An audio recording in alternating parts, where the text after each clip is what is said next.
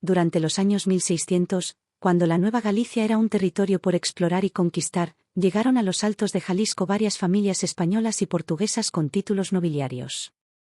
Estas familias eran discretas, reservadas y muy influyentes.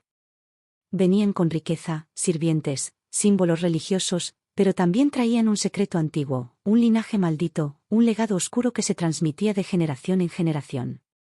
Se rumoraba que entre esas familias había descendientes de antiguos linajes europeos tocados por la maldición de la sangre. No era una enfermedad ni una leyenda cualquiera.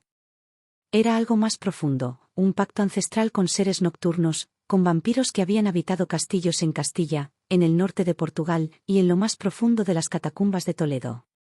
Al instalarse en Jalisco, construyeron haciendas fortificadas con túneles subterráneos, vitrales de protección y capillas ocultas donde no se veneraban santos, sino que se realizaban rituales oscuros para contener la sed de los herederos marcados. Se decía que en algunas noches, sobre todo en lunas nuevas, desaparecían animales, jornaleros y hasta niños, y que cerca de algunas haciendas, la tierra misma parecía sangrar. Una de las familias más temidas era la familia Dávila Montenegro, que se asentó cerca de Tepatitlán. Una mujer de esa familia, llamada Isabela, tenía una belleza hipnótica, casi inhumana. Los campesinos la llamaban la Dama del Alba, porque solo la veían justo antes del amanecer. Nadie sabía de dónde venía, pero decían que su sombra no se proyectaba igual que la de los demás. Los curas intentaron advertir al pueblo, pero cada vez que alguien hablaba demasiado, desaparecía o caía en una enfermedad inexplicable. Con el paso de los años, las familias originales fueron desapareciendo misteriosamente o mezclándose con otras, ocultando su linaje. Pero se dice que la sangre aún corre, y que cada cierto tiempo, cuando las estrellas se alinean como en el siglo XVII, un heredero despierta. Hoy en día, algunas personas en los Altos aseguran haber visto figuras en los campos al anochecer, sentir miradas frías desde casas abandonadas y oír nombres que no figuran en ningún registro. Y si visitas ciertos pueblos por la noche, verás puertas con cruces de sal y vitrales que no dejan pasar la luz de la luna. Porque el legado vampírico nunca desapareció, solo está esperando volver a despertar. Yorkshire, Inglaterra, Virginia, 1691. En el siglo XVII, cuando las guerras civiles en Inglaterra desangraban al país, una familia noble llamada los Redvine escapó de sus tierras en Yorkshire. En apariencia, huían de conflictos políticos, pero la verdad era más oscura. Uno de sus hijos, Edmund Redvine, había sido marcado por una presencia antigua en las criptas familiares. Una criatura que se despertaba cada generación para alimentarse de uno de los suyos, a cambio de bendiciones eternas. La familia llegó a Virginia en 1691, a una zona boscosa y brumosa que con los años se conocería como Black Hollow. Allí fundaron una pequeña comunidad, trajeron sirvientes, y comenzaron a construir una réplica de su antigua casa inglesa, con túneles subterráneos y un pozo central que jamás se secaba. Los Redvine nunca envejecían como los demás. Su piel se mantenía tersa, sus ojos brillaban en la oscuridad, y en las noches sin luna, salían a caminar por el bosque. Con los años, todos los pueblos cercanos comenzaron a temer ese valle. Se decía que quien intentara acercarse a la mansión después del anochecer, escuchaba susurros en un idioma que ya no se hablaba, y veía a un hombre pálido con capa negra y ojos color ámbar acechando desde las sombras. Hoy, Black Hollow es un pueblo fantasma, pero hay quien dice que los Redvine aún viven allí. Que el linaje continúa. Y que su heredero más reciente se está preparando para salir del bosque, y reclamar lo que le pertenece. Nueva Inglaterra, 1734. Una familia protestante, los Whitmore, abandonó Ashford, en el condado de Kent, huyendo de la persecución religiosa. Pero lo que pocos sabían era que la persecución tenía otra razón. En su mansión del campo se habían reportado muertes extrañas, desapariciones de animales, y un incidente terrible con un joven llamado Thomas Whitmore, quien fue hallado vivo tras ser enterrado. La familia embarcó rumbo a las colonias americanas y se instaló en una aldea aislada de Nueva Inglaterra, donde crearon una comunidad agrícola aparentemente perfecta.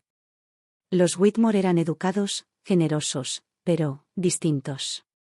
No asistían a misa, tenían rituales privados, y los espejos dentro de sus casas estaban cubiertos con telas negras. Una noche de invierno, los niños del pueblo siguieron a uno de los hermanos Whitmore hasta el bosque. Lo vieron conversar con una figura cubierta con un manto oscuro, flotando a centímetros del suelo. Cuando los niños regresaron al pueblo, nadie les creyó.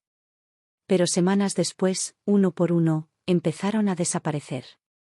Una anciana curandera descubrió un símbolo antiguo en una roca cerca del río, una marca que indicaba un sello roto.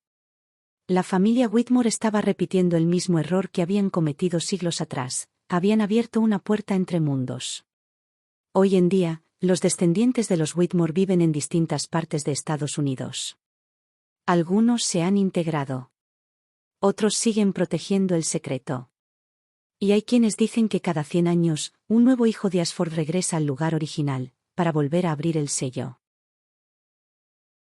En los años 1600, durante el periodo virreinal en la Nueva Galicia, llegaron a los Altos de Jalisco familias provenientes de España y Portugal. Estas familias no eran comunes, tenían apellidos que resonaban en la nobleza europea, y aunque decían ser hidalgos exiliados, en realidad ocultaban un secreto oscuro, un legado antiguo y maldito que venía desde los Balcanes y la península ibérica. Estas familias se establecieron en zonas como Tepatitlán, Arandas, San Miguel el Alto y Jalostotitlán. Eran discretos, pero siempre parecían tener riquezas inagotables. En las noches, se decía que no salían de sus haciendas y que sus sirvientes eran extremadamente pálidos y silenciosos. Los rumores crecieron cuando en los pueblos cercanos comenzaron a desaparecer animales, y algunos cuerpos eran encontrados totalmente secos, sin una gota de sangre. Uno de los clérigos de la región, el padre Alonso de Ayala, empezó a investigar discretamente. Descubrió que muchas de estas familias evitaban los templos, jamás comulgaban y jamás eran vistas a la luz del sol. Las leyendas hablaban de un linaje que huía de la Inquisición, y que se alimentaba de la sangre de los vivos para alargar su existencia. Un día, el padre Ayala se adentró en una de las viejas haciendas, la hacienda de los Córdoba, donde descubrió un sótano oculto lleno de féretros, con símbolos extraños tallados en piedra y libros escritos en lenguas antiguas. Allí, encontró algo espantoso, un cuerpo que se levantó al sentir su presencia. Esa noche fue el inicio de una purga silenciosa. El padre logró sellar la hacienda y quemarla, pero muchos aseguran que no todos los miembros de aquellas familias desaparecieron. Algunos huyeron, mezclándose con la gente común, perpetuando su legado en silencio. Hasta el día de hoy, hay apellidos en los Altos que, según se dice, descienden de aquellos linajes oscuros. Y aunque son familias normales a los ojos del mundo, algunos vecinos aseguran que en ciertas noches, sus sombras no se reflejan, que los espejos los rechazan y que, si los miras directo a los ojos, podrías sentir que el tiempo se detiene.